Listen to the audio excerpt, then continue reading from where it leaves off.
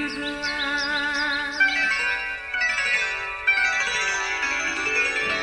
नया फिर दिन हुआ, पुरानी रात का करे सो शुक्र हम खुदा की जात का, खुदा की जात का नया फिर दिन हुआ।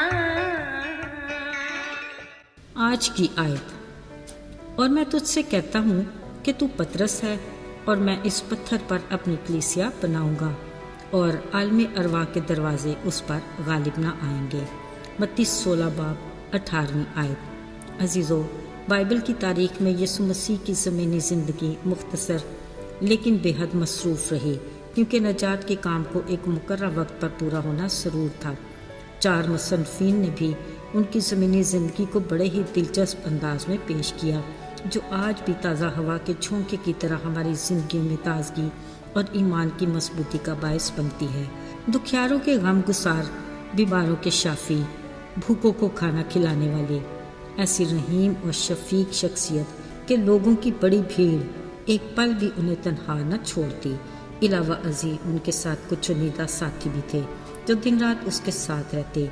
ये वो शागिर्द थे जिनकी उन्होंने न सिर्फ रूहानी बल्कि इखलाकी तरबियत भी की। ये 12 शागिर्द यीशु के बड़े ख़ास थे, जिनको रसूल का एजाज़ दिया गया, और उन्होंने ही यीशु के दोबारा आसमान पर जाने पर बादशाही की खुशखबरी के मिशन को संभाला। जब उन्होंने अपनी ज़मीनी खिदमत को शुरू किया तो गलील की झील पर 2 माहीगीर भाई शमौन और इंद्रियास उनकी निगाह का मरकज़ बने। जब यीशु ने उन्हें बुलाया, न जाने यीशु की बुलाहट में क्या कशिश थी कि बिना कुछ कहे पूछे दोनों उसके पीछे हो लिए। यीशु ने शमौन को देखते ही कहा, आगे को तू कैफे का लाएगा, यानी पतरस। फिर इन दोनों भाइयों के अलावा 10 और भी शागिर्द हुए। अजीज़ों, यीशु के ये चुनिंदा 12 शागिर्द मुख्तलिफ हालात और माहौल से यीशु की बुलाहट पर उनके साथ हो लिए थे। ये सब मुख्तलिफ आदात, किरदार और मिजाज के मालिक थे, मगर यीशु के ज़ेर तरबियत उनकी शख्सियत में बहुत सी मुस्बत तब्दीलियाँ नमूदार हुईं। मुनज़्ज़म शागिर्द ने उन्हें सीखने के ऐसे मौके अता किए ताकि वो अपनी कमज़ोरियों पर भी काबू पा सकें। उन्होंने इनकी तरबियत में तंबीह के असूल को निगाह में रखा। अक्सर उनकी कम इत्कादी पर डांट भी पड़ती।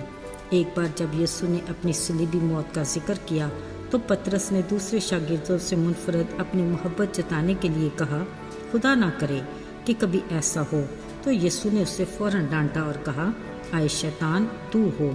इसके साथ ही यीशु ने उसे बताया कि वो घड़ी दूर नहीं कि मुर्ग के 2 बार बांग देने से पहले वो तू ही होगा जो 3 बार मेरा इनकार करेगा। पतरस अपने बारे में यीशु की बात सुनकर हैरान भी हुआ होगा, मगर उसने मसीह की भरपूर मोहब्बत में ज़ोर देकर कहा, अगर मुझे तेरे साथ मरना भी पड़े पर मैं इनकार नहीं करूँगा। ऐसा कभी नहीं हो सकता।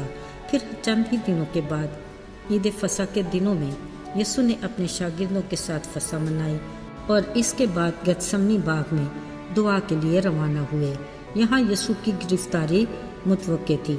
ये सारे मराहल यीशु की निजात के मिशन का हिस्सा थे। ऐन उसी वक्त यीशु को गिरफ्तार किया गया और उसे सदर अदालत में पेश किया गया।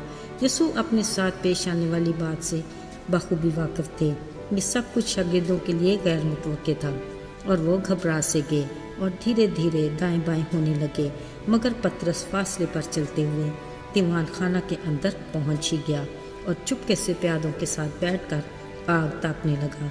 वहाँ एक लौंडी ने पतरस को देखा और कहा, तू भी यीशु नासरी के साथ था ना? पतरस ने फौरन इनकार किया और कहा, मैं तो उसे जानता भी नहीं। ये कहते हुए वो डर के मारे जैसे ही डेवड़ी में गया, उसी पल मुर्ग ने बांग दी। लौंडी की नज़र मुसलसल पतरस पर ही थी। फिर कहा, ये शख्स उनमें से ही है। जो पास खड़े थे पतरस से कहने लगे, बेशक तू उनमें से ही है, क्योंकि तू भी गलीली है। अब तो पतरस ऐसा घबराया कि लानत करने और कसम खाने लगा कि मैं तो इस आदमी को जानता नहीं जिसका तुम जिक्र करते हो।